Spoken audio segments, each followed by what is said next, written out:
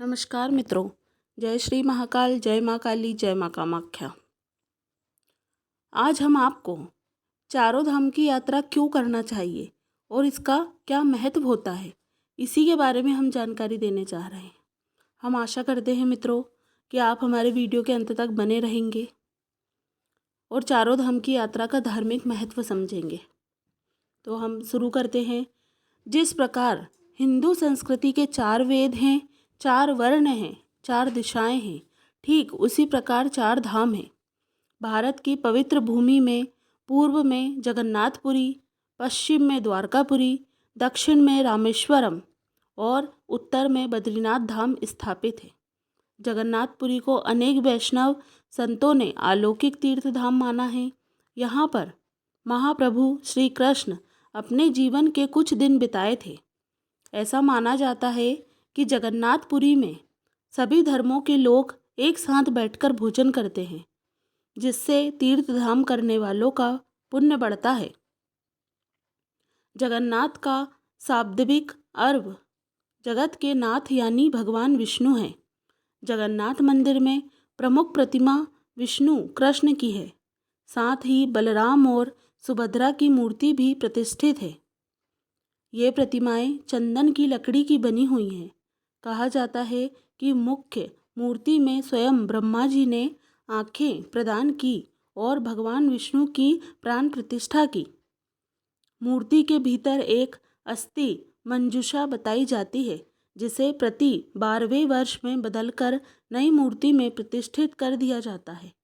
कहा जाता है कि ये अस्थि अवशेष भगवान कृष्ण के हैं। जगन्नाथपुरी में मार्कंडेय, चंदन, पार्वती तालाब, श्वेत गंगा और इंद्रघुम्न नामक पंचतीर्थ हैं। श्री जगन्नाथ के महाप्रसाद की महिमा भुवन विख्यात है। इसे व्रत परवादि के दिन भी बिना किसी छुआछूत दोष के ग्रहण करने का विधान है। यह भगवठा साध अन्न या पदार्थ नहीं होता, बल्कि चिन्मय तत्व है। द्वारका पौराणिक, ऐतिहासिक एवं धार्मिक महत्व का स्थान है। कहा जाता है कि मथुरा छोड़ने के बाद भगवान कृष्ण ने अपने भाई बलराम तथा यादवों के साथ द्वारका आकर अपनी नई राजधानी बनाई थी। 8वीं शताब्दी में यहाँ आदि शंकराचार्य ने सनातन धर्म के प्रचार प्रसार के लिए द्वारका पीठ की स्थापना की। तब से यह नगर भारत के 4 धामों में गिना जाता है। द्वारकाधीश मंदिर के हरिगृह का निर्माण अनिरुद्ध के पुत्र ब्रजनाथ ने अपने बाबा कृष्ण की स्मृति में कराया था। मंदिर के हरिगृह में भगवान कृष्ण की एक प्रतिमा प्रतिष्ठित है। द्वारका पीठ मठ का यह काफ़ी धार्मिक महत्व बताया जाता है, क्योंकि हिंदुओं के 4 धामों में से यह एक है। यहाँ कृष्ण की पटरानी रुक्मिणी का मंदिर स्थापत्य कला तथा का अद्भुत नमूना है। स्कंद पुराण प्रभाव खंड में लिखा है कि द्वारका के प्रभाव से कीट पतंगे, पशु पक्षी तथा सर्प आदि योनियों में पड़े हुए समस्त पापी भी मुक्त हो जाते हैं। फिर जो प्रतिदिन द्वारका में रहते हैं और जितेंद्रिय होकर भगवान श्री कृष्ण की सेवा में उत्साहपूर्वक लगे रहते हैं, उनके विषय में तो कहना ही क्या है। द्वारका में रहने वाले समस्त प्राणियों को जो गति प्राप्त होती है, वह उधर्वरेता मुनियों को भी दुर्लभ है। द्वारकावासी का दर्शन और स्पर्श करके भी मनुष्य बड़े बड़े पापों से मुक्त हो स्वर्गलोक में निवास करते हैं। वायु द्वारा उड़ाई गई द्वारका की रज पापियों को मुक्ति देने वाली कई कहानियाँ हैं। फिर साक्षात द्वारका की तो बात ही क्या है। द्वारका में जो होम, जप, दान और तप किए जाते हैं, वे सब भगवान श्री कृष्ण के समीप कोटि गुना एवं अक्षय होते हैं।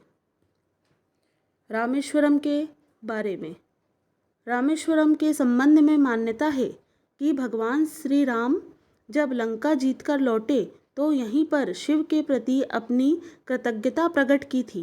रामायण के अनुसार राक्षसों के विरुद्ध युद्ध में विजय के पूर्व भगवान राम ने यहाँ स्नान कर शिव की आराधना की थी। कोदंडरमक मंदिर का राक्षस राज रावण के भाई विभीषण ने भगवान राम के समक्ष आत्मसमर्पण कर उनका संरक्षण प्राप्त किया था। धनुषकोटि मंदिर में राम, लक्ष्मण, सीता, हनुमान व विभीषण की मूर्तियां हैं। रामनाथ स्वामी मंदिर का गलियारा भारत के मंदिरों में सबसे बड़ा माना गया है। यह मंदिर वास्तुकला के उत्कृष्ट नमूनों से युक्त है। द्वारका ज्योतिर्लिंगों में रामेश्वरम की गणना की जाती है। स्कंद पुराण ब्रह्मांड खंड में लिखा है कि भगवान श्री राम द्वारा बंधवाए हुए सेतु के कारण रामेश्वर सभी तीर्थों तथा क्षेत्रों में उत्तम है।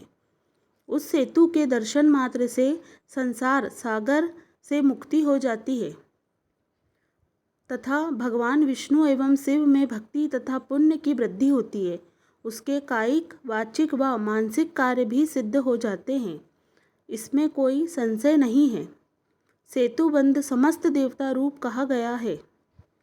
सेतु श्री रामेश्वरम लिंग का चिंतन करने मात्र से मनुष्य के सारे पाप नष्ट हो जाते हैं।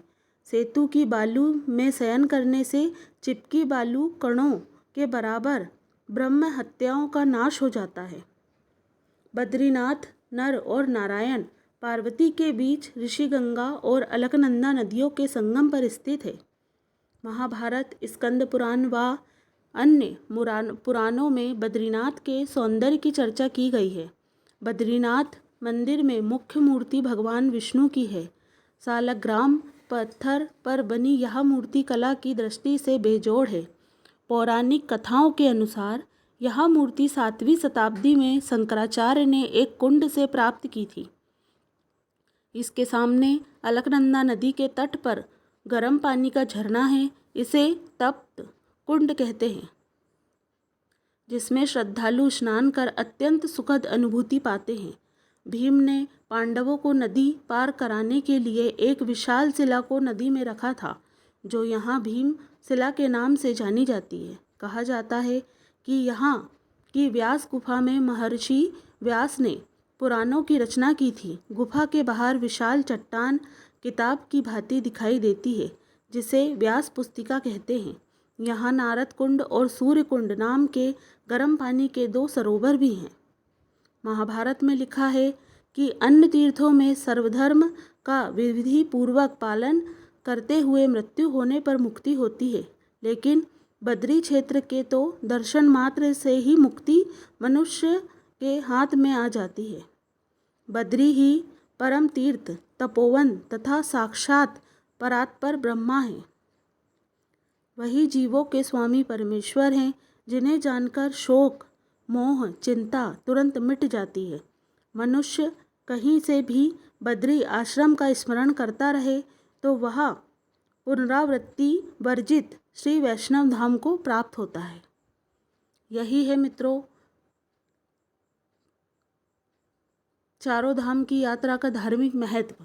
हम आशा करते हैं कि आपको हमारा वीडियो पसंद आया होगा।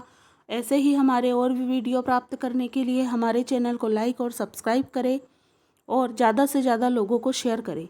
जय श्री महाकाल, जय माँ काली, जय माँ कामाख्या।